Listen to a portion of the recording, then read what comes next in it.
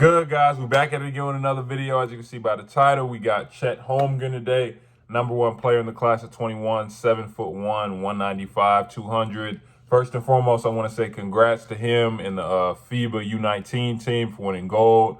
Also seeing that Chet won MVP, so congrats to him.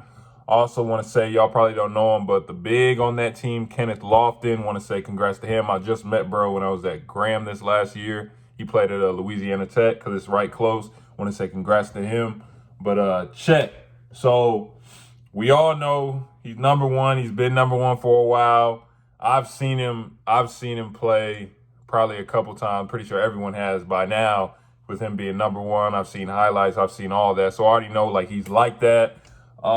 This first game for this breakdown is against IMG. I think this actually might be one of the more recent times that he's played because this is from this past high school season. You know he's not playing AAU this year. So I think it's one of the more recent games. He played IMG, and I think they were one of the best teams in the country, team full of top 100 players. So we did that game first, and then I did the game against Imani. So I wanted to show you him against a team full of just straight top 100 players, and then against Imani when he has maybe one or two. So a team full of elite athletes and then regular, just to show you the difference so you don't think, okay, maybe he was just playing horrible this game, but it's different because it really just matters the competition a lot of the times. But excited for this one. Let's go. I want you guys to really understand how tough this play is. Guarding Chet right now is the #11 player in the country, Musa Diabite, at 6'9", and Chet at 7'1", just shoots a turnaround fadeaway right in his face. That's just different. Chet is also a great shot blocker with excellent timing. I want everyone to notice his verticality on this play. This is something I've used many times in order to get stops and blocks on the defense. Chet's ability at 7'1" to create his own offense as well as handle the ball is part of the reason why he's the #1 player in the country. This sequence epitomizes why Chet is who he is. First, he gets a great block and pushes the break himself, spins around this initial defender, and then crosses over the next. As he goes up the court, he then throws a pinpoint pass to his teammate, who then converts the play for the layup. There are times where Chet can fall in love with being on the perimeter and going against IMG, who have their own elite athletes. He does struggle to get separation sometimes and can get out of control. Like I said before, Chet has great timing on help side defense. Being careless with the ball, especially with stronger and longer athletes on IMG, always leads to buckets on the other end, like on this possession.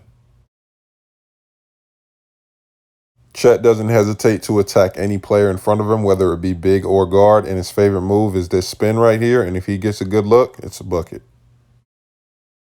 Chet's defense separates him from the rest of the class. Again, this is the #11 player in the country, and he gets 2 consecutive blocks on him and the stop. As you saw in the last game, there aren't many 7'1" basketball players in the world who can look this fluid in transition after getting a stop and then pass it perfectly to their teammates for threes. I want you guys to see how easy Chet scores when he's not playing against a team of top 100 players. It looks so simple. These next 2 possessions are just examples of how skilled Chet is. First, he comes off the ball screen and knocks down this deep 3 easily. And on this next play, he gets the rebound and decides to push again for himself in transition. As he notices that Imani, his defender, is trailing back, he decides to pull up in his face. Bucket. Nothing much to be said on this play. We're just going to let this one run.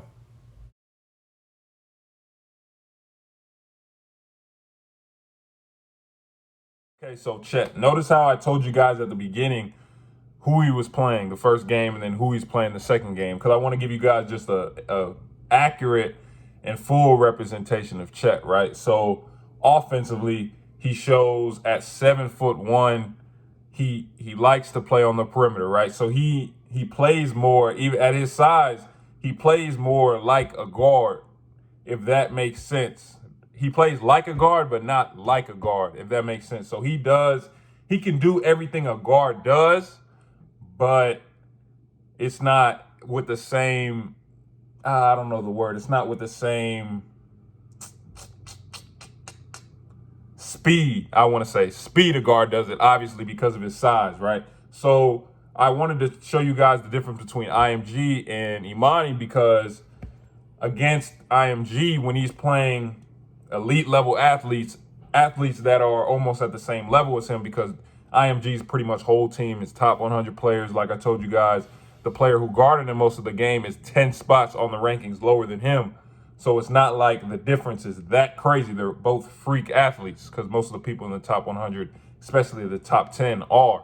So when he's playing players like that, he's gonna have a hard time creating that separation from players, or, you know what I'm saying, bodying him up or getting him off of him, or when he's trying to drive to the rim, staying on his line and not letting someone bump him off, and he has to shoot an off-balance shot like that. Because at 195, you're not going to be able to, if someone is your talent level or just a little bit lower, but athleticism-wise, body type, they're close to you, they're comparable, it's going to be hard for him to, you know what I'm saying, to really produce at that high a level. But as you saw, when he goes and play Imani's team, who doesn't have as many top 100 players, he's able to do, it looks like he can do everything, right? He looks like he's KD or something like that. He doesn't play like KD, but he looks like that when he's not playing a team full of straight top 100 players. He's bringing it down, pulling up in people's faces, coming off ball screens, you know, with pace and everything. But when he's playing IMG, he can't do that because they're more talented, they're better players, they're faster, they're stronger, which is what he's going to see at the next level. Now, defensively, that's part of where his game separates from a lot of everyone else in the class and why he is number one, right? So like I was saying, offensively, he might struggle against IMG and do great and look elite against Imani's team, but defensively, he looks elite against both. So like I said with Jay-Z and in the other video, players who can do both, who can play offense and defense, be two-way players, they're always going to be more highly ranked, because even if his shot isn't falling, even if he isn't playing well offensively, guess what? He's going to block a whole lot of shots. I counted in that first game, I want to say he might have had 6 or 7. I didn't put all of them in there, but I think he might have had 6 or 7 blocks, and that's against IMG with all the highly talented players. So like I'm saying, even if his offense isn't going, he's still extremely prolific defensively, which can lead to wins either way, which is why he is ranked number one. But like I was saying, all in all, I see why he is ranked number one. I also see where he went to Gonzaga. Let me give you guys some insight into that. In Gonzaga, in the conference they're in, he isn't going to be facing top 100 players day in, day out, right? Because in the conference Gonzaga's in, there's a reason why they run it. They go undefeated every single year. So Chet isn't going to have to. There's a reason why he went to Gonzaga instead of going pro or going to a bigger college. Gonzaga, he's not going to be playing any top 100 players unless it's out of conference or in the tournament. So during conference play, he's going to look like he did against Imani's team, because he's going to be able to do what he wants, because he's that much more talented, God-given talent than the players in that conference, than if he was playing in the ACC or playing in the G League, in which everyone is that level. You know what I'm saying? So there's a reason why he went to Gonzaga, why he's probably going to look really good there. You know what I'm saying? But I see why he's number one. A lot of the time, number ones they're projecting as well as looking at your production, right? So they're looking at where your potential is going to be. If he gets to his peak, that's an all-star right there in the league, if he gets to his peak. So that's part of the reason why he is number one. They're projecting where he's going to be once he fills out, once he gets a weight on him. He's going to be like that. He's going to be able to bump people off. He's going to be nice. So I see why he's number one. They have Jaden Hardy number two. You know what I'm saying? I feel maybe at this moment,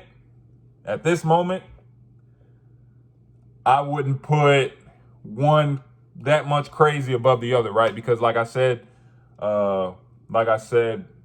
Chet does have offense and defense, but Jaden is such like an elite bucket who can play defense at times when he's locked in. So it's kind of, in my head, it can be even sometimes. But all in all, I like the top two. I like where they're at. Like, share, subscribe, turn on post notifications. Again, keep sending you guys film to the email down in the description with a game picture as well as jersey number, so I know who you are on the court. Appreciate you guys watching. We're going to be back at it on Wednesday with another video.